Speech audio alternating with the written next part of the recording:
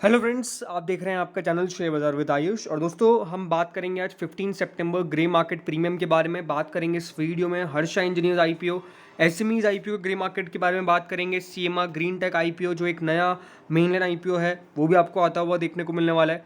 Grey market के तो अंदर बहुत ज़्यादा तेज़ी है, लेकिन एक जो क्वेश्चन है जो मुझसे लगातार पूछा जाता है कमेंट के अंदर भी कि सर एचएनआई कैटेगरी होती क्या है, बेसिकली हम एचएनआई कैटेगरी के अंदर कैसे लगा सकते हैं, एचएनआई कैटेगरी का अलॉटमेंट किस प्रकार का होता है। तो ये जो भी आपके क्वेश्चंस थे उनका डेफिनेटली मैं आंसर देने की पूरी कोशिश करूंगा इस वीडियो के अंदर। तो डेफिनेटली ये वीडियो इंपॉर्टेंट होने वाला है, तो पूरा देखिएगा।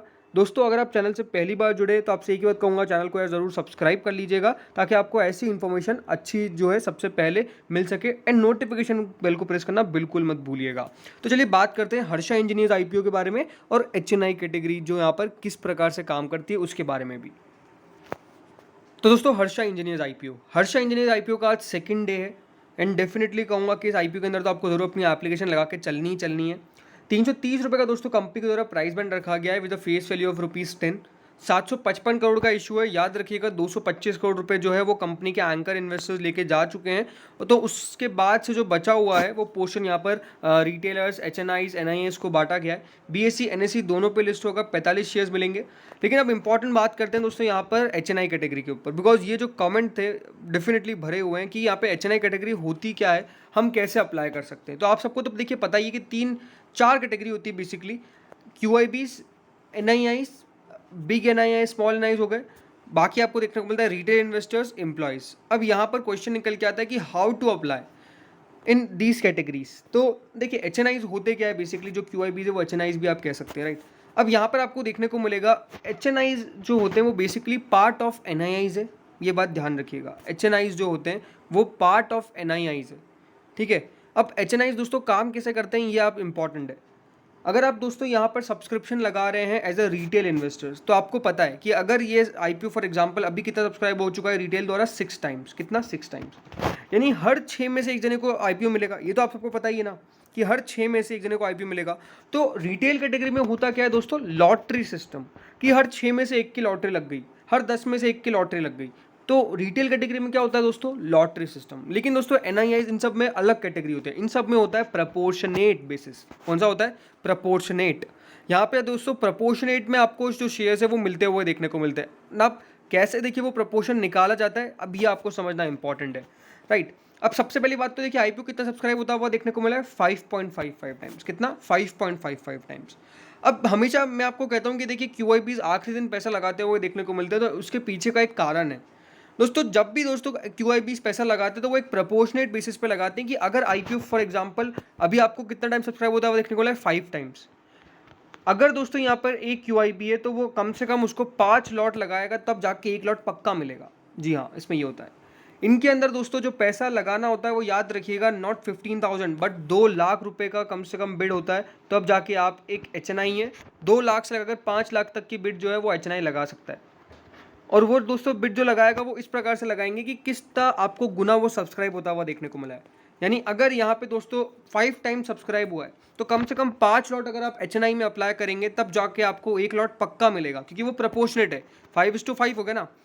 अगर मान लीजिए ये आईपीओ 100 टाइम सब्सक्राइब होता है तो अगर कोई एचएनआई 100 लॉट्स लगाएगा तब जाके दोस्तों उसको एक लॉट मिलेगा। अब एग्जाम्पल ये तो आपको समझ में आ गया कि प्रोपोर्शनल बेसिस। अब मान लीजिए कि देखिए आईपीओ हो गया 100 टाइम सब्सक्राइब। कितना हो गया सब्सक्राइब? 100 टाइम्स। एचएनआई ने लगा लीजिए 90 लॉट लगा लीजिए, 90 लॉट लगाए तो अब कैसे मिलेगा? तो याद रखिएगा अब क्या होता है, क्योंकि देखिए आईपीओ तो 100 टाइम सब्सक्राइब हुआ है लेकिन आपका 90 लॉट ही है, तो अब आपको जो सिस्टम है वो एक लॉटरी बेसिस पे मिलेगा। समझे? अगर आपने उस प्रपोर्शन में लगा दिया, फॉर एग्जांपल 50 टाइम सब्सक्राइब होता है लेकिन आपने 100 टाइम सब्सक्राइब कर दिया, तो मान के चलिए आपके 2 लॉट तो पक्के हैं, मान के चलिए। इस प्रकार से दोस्तों यहाँ पे आपको जो पूरा काम काज है वो चलता हुआ देखने को मिलता है। तो ये आप इंपॉर्टेंट है कि समझिए कि एचएनआई कैटेगरी में लगाना इस प्रकार से आसान नहीं, क्योंकि लॉट्स काफ़ी ज़्यादा लगाने पड़ते हैं। और कम से कम अगर आप 2 लाख की बिड लगाएंगे, और याद रखिएगा इसमें तो आप यूपीआई से लगा लेते हैं रिटेल कैटेगरी में, लेकिन उसमें आपको सिर्फ नेट बैंकिंग से लगाना पड़ता है, बैंक के एएसबीए से लगाना पड़ता है, तब जाके दोस्तों वो जो है वो माना जाता है एप्लीकेबल अंडर एचएनआई कैटेगरी। तो ये बात बेहद इंपॉर्टेंट है, होपफुली आप समझ चुके होंगे। क्यूआईबीज बेसिकली देखिए आप कह सकते हैं कि पार्ट नहीं है, लेकिन एनआईएस के जो पार्ट होते हैं वो एचएनआईज होते हैं। जैसे बिग और स्मॉल मान के चलिए उसमें ही आपको एचएनआईज आ गए। तो अभी तो सब्सक्रिप्शन अगर आप हर्षा का देखेंगे तो अनडाउटेडली मैसिव आ रहा है, ऑलमोस्ट 5 टाइम सब्सक्राइब होता हुआ देखने को मिल चुका है। मान के चलिए ये तो आपको आज 8 से 9 गुने के आसपास हो सकता है कि सब्सक्राइब हो जाए। कल अगर आप देखेंगे मात्र 2.87 टाइम्स हुआ था, लेकिन आज तो पैसा भर भर के आता हुआ देखने को मिल रहा है। ग्रे मार्केट की अब बात करें तो अभी दोस्तों जो ग्रे मार्केट चल रहा है वो करीबन 231 रुपीज़ चल रहा है। अनडाउटेडली एक मैसिव तेजी at the highs grey market चलता हुआ देखने को मिल रहा है एंड मान के चलिए बढ़ता हुआ ही देखने को मिलेगा। हमने एचएनआईज कैटेगरी के बारे में इसीलिए दोस्तों बात करी बिकॉज वो इंपॉर्टेंट था जानना, तो डेफिनेटली आप सबको समझ में आ चुका होगा और ग्रे मार्केट तो बड़ा चल ही रहा है। अब दोस्तों कुछ आईपीओ एसएमईज आईपीओ तो हम बात करेंगे, लेकिन मेन लाइन आईपीओ दो जो यहाँ पर आपको आते हुए देखने को मिलने वाले नाम निकल के आ चुके हैं। कौन कौन सा चलिए वो जान लीजिए। तो देखिए हमने सीएमआर ग्रीन के बारे में तो बात करी थी और एक्सपेक्टेड है कि देखिए 30 सितंबर तक ये आईपीओ आपको ओपन होता हुआ देखने को मिल सकता है। ग्रे मार्केट अभी तक स्टार्ट होती हुई देखने को नहीं मिली है, आने वाले दिनों में ग्रे मार्केट भी स्टार्ट हो जाएगी।